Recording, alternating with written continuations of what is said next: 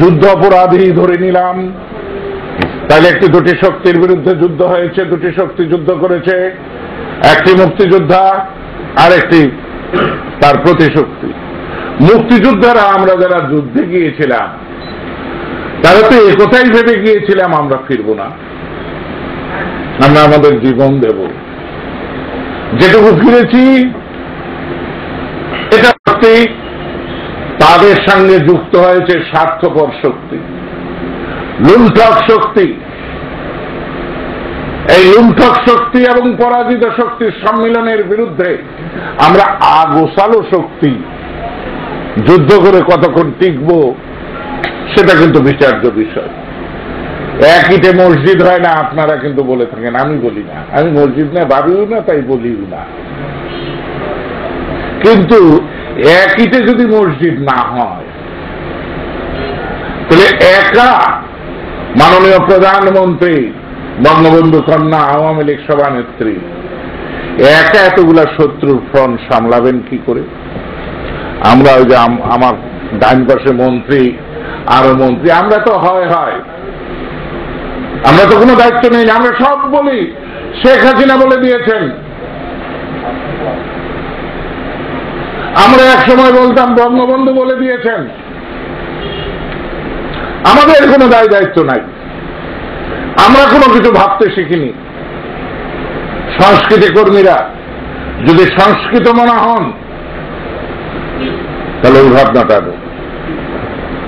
ওনারা যে বিচার প্রক্রিয়া শুরু করেছেন সে বিচার প্রক্রিয়া প্রলম্বিত হবে।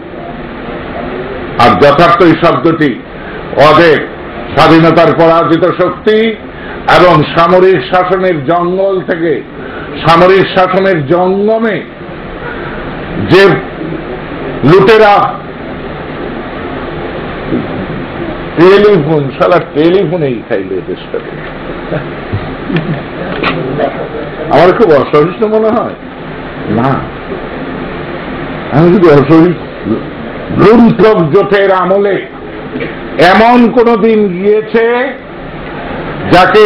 যার চৌপাটি টেলিভিশনে দেখা যায়নি? হ্যাঁ, এমন দিন যায় নাই। আজকে কই মরে গেলে কিন্তু কেউ খোঁজে না এইসব লোকদের। তাই তোমরা যারা সোফা দেখাচ্ছ মরে গেলে কিন্তু এই সোফা আর দেখাবে না টেলিভিশন আলাদা, খোঁজও নিতে যাবে না, লাশটাও দেখাবে না। তাই যার যার মাটিতে শীষে কর্ষণ করো, তোমার বাড়িতে দুটি মানুষকেই করো। এই যে আল্লাহ হাফেজ বলা হলো, এই আল্লাহ হাফেজটি কেন? এই আল্লাহ হাফেজটি হল আল কোরআনে খোদা বলে কোনো শব্দ নেই, কিন্তু এই ভারতবর্ষে ইসলাম এসেছে খাইবার গিরিফাস দিয়ে, এশিয়ার নিম্নাঞ্চল থেকে। আর্য সভ্যতারা যখন ইসলাম গ্রহণ করে, 3 জন মন্ত্রী 4 জন নেতা হিসেবে বক্তৃতা করলে যুদ্ধাপরাধের বিচার হবে না, জনমত গঠন করতে হবে। সে জনমত ঢাকা শহরে করলে হবে না, গ্রামে যেতে হবে। কিন্তু আমরা গ্রাম দিব। সংস্কৃতি কর্মীরা, কালকে আমি নাটকে গিয়েছিলাম, এই যুদ্ধাপরাধ বিরোধী নাটক হচ্ছে, একটা সংস্কৃতির জন্ম হচ্ছে, এটাই গ্রামের মানুষ দেখতে পাচ্ছে টেলিভিশনের পর্দায়। আপনারা যে মঞ্চ নাটকের মাধ্যমে মহান মুখ করতে হলে একে পথ নাটকে পরিবর্তন করে গ্রামে গ্রামে এই আন্দোলনটি গড়ে তুলে। ঠিক তেমনি আপনাদেরকেও বলবো সংস্কৃতি কর্মীরা, যে আপনারা যদি সত্যিকার অর্থে আন্তরিক হন, না হলে রাষ্ট্র ক্ষমতায় আওয়ামী লীগ আছে, আওয়ামী লীগপন্থী সংস্কৃতি কর্মীরা একটা অনুষ্ঠান করলে নেতৃত্ব থাকে, হ্যাঁ করেন, পত্র পত্রিকা টেলিভিশন সেটাকে 10 টাকার বানিয়ে ছেড়ে যায়। এতদিন বিএনপিরা করছে, ওরা কিন্তু কয় নাই, এরাও ভাগ পাইছে, টের পাইছে, ভাগ পাইছে। যে ভাগ পাইলে কেউ টের পায় না, ভাগ পাইলে কেউ টের পায় না। হ্যাঁ, কোন টেলিভিশন ভাগ পেয়েছে জানতে চাই। আমি টেলিভিশন ভাগ না পেলে তারা এতদিন দেয় নাই কেন? জানতে চাই। আমার জানানোর দরকার নাই, আপনি আপনারা করেন নাই সেটা। আমাদের বিরুদ্ধে যখন বলছেন আপনি আমি স্পেসিফিক্যালি বলছি, আপনিই প্রমাণ করবেন যে আপনি দোষী নন, আমি না, আমি অভিযোগকারী। অভিযোগ করছেন আপনি প্রমাণ করুন যে আপনি দোষী নন। ঠিকই আছে, আপনি দোষী নন, এটা প্রমাণ করুন। আমি আর 10টা মন্ত্রীর মতো কথা বলতে পারবো না কারণ মন যোগে, কারণ আমার অনেক যন্ত্রণা নাই, কিন্তু আমার বিশ্বাস আছে অটুট।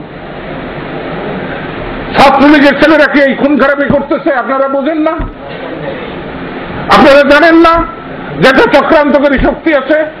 সেই চক্রান্তকারী শক্তি ছাত্রলীগের মধ্যে ঢুকে গেছে, যুবলীগের মধ্যে ঢুকে যে করতেছে। আমার এই ছেলেরা সবটাই খারাপ, এরাই কিন্তু জান দিতে গেছে, এরাই কিন্তু 7 বছর পরে পুলিশের পিটনি খেয়েছে। তাই আমি ওই ছেলেদেরকে বাদ দেবো কেন? আমি ছাত্রলীগ বন্ধ করবো কেন? আমি ছাত্রলীগ বন্ধ করে দেবো, ওনারা মাঠ দখল করে নেবেন না? কি পত্রিকায় নিউজ আসবে সে ভয়ে আমি অস্থির হয়ে যাব না? পত্রিকালারা, টেলিভিশন আলারা জননেত্রী শেখ হাসিনাকে জিতায় নাই, জিতে এসে দেশের মানুষরা, নির্যাতিত মানুষরা, যারা 4 দলের অত্যাচারে অত্যাচারিত হয়েছে, লুণ্ঠিত হয়েছে, লাঞ্ছিত হয়েছে, যে মেয়ের আমার বলৎকার হয়েছে, যার পুষ্করিণীর মাছ নিয়ে গিয়েছে, যার গরু নিয়ে গিয়েছে, যার গাছ কেটে দিয়েছে, সেই যন্ত্রণাকাতর মানুষগুলা ওদের হাত থেকে মুক্তি চেয়েছে, তাই শেখ হাসিনাকে তারা নেতা সাব্যস্ত করেছে। আপনারা প্রমাণ চান, প্রমাণ আপনাদের মালিক।